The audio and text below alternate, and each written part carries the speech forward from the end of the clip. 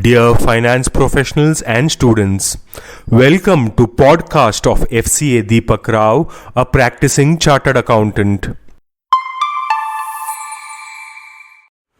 Daily news and updates for 17th May 2025.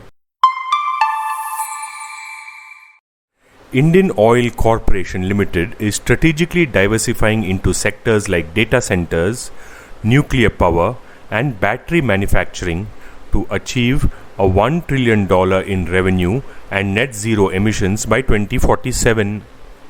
The company aims to significantly expand its refining and petrochemical capacities alongside substantial growth in green energy and natural gas distribution. A proposed 5% excise tax on remittance transfers by non-citizens in the United States has caused concern about discrimination in the Indian diaspora and among policymakers and tax experts. Part of US President Donald Trump's The One Big Beautiful Bill, the measure, if passed, could significantly affect Indian professionals who send money from the US to support families in India or invest in the country.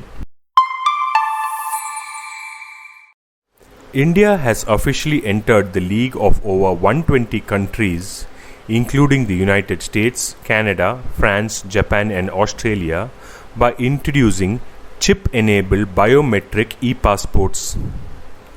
This marks a significant advancement in modernizing international travel for Indian citizens, aiming to bolster border security, reduce identity fraud, and simplify immigration procedures. JSW Paints to acquire 75% stake in AkzoNobel India for Rs 12,000 crore, marking a major consolidation in India's Rs 65,000 crore paints market.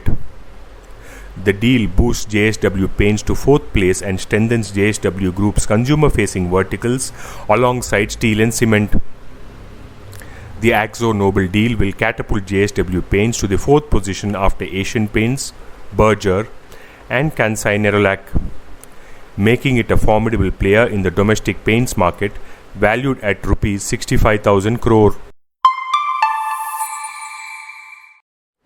Singtel sells 1.2% stake in Bharti Airtel for Rs 13,173 crore via block deals to institutional investors.